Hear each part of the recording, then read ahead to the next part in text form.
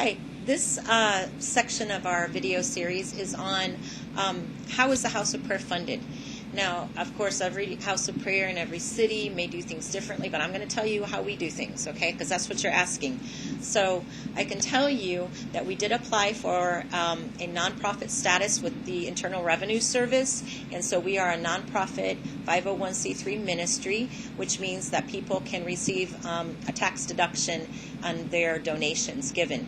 And that's really easy to do, but you are more like a church. Okay, so when you apply for the Internal Revenue Service, the 501c3, it is under that you're operating like unto a church. And that's the closest thing a house of prayer is. We've looked at them. They're not like some different nonprofit organizations. You really are operating more like a church. You're not a church, but under the definitions of the IRS, you are functioning more like a church. So that's really easy to do. So I do encourage you, if you're not already a nonprofit 501c3 ministry, look into that at the Internal Revenue Service online and get your 501c3 nonprofit status. It is helpful for them to receive a tax deductible, donation when they make their donations, that it's tax deductible. So I encourage you to do that. The other thing is how are we funded as far as, do we go out and ask for money? Absolutely not. We have never once gone out and asked for funds. That was a choice that we made before the Lord when we began. We felt that if He called us into this ministry, that He was more than able to fund it. And so whenever our finances would get low, we would just look to Him and say, Daddy, and I call Him Daddy. He's my Heavenly Father, and He's my Daddy. You started this, and if you want this house of prayer to continue as it is, then we need to pay our rent. And, He's faithful. And every time the finances would come in, we might be down to $1 or $2 or $3, but every time we were able to make our rent, to pay our operating expenses and our utilities, etc. We have offering boxes that are put on the wall. We bought them from Staples and just marked them offering.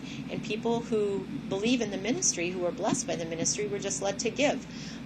We actually do have 11 churches working with us. However, out of those 11 churches, we really only have one of those 11 who support us financially, and that's only about 10% of our operating budget. So the rest comes through individual donations. We don't have businesses that support us at this point in time. So you're going to have to ask the Lord about that and follow His leading. But the way we're funded right now is through individual donations. We do have a leadership team, and that's comprised of about 12 people representing four of those 11 churches. And one of them is a bookkeeper and treasurer.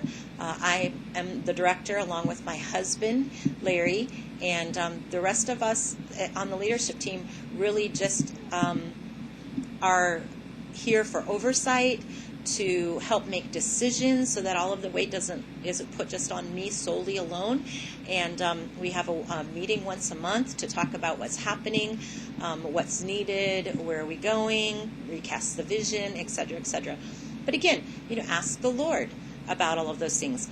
We didn't start off with a leadership team right away. It was my husband and I and our friends Kip and Joette, which again, you've met Joette through some of the other videos.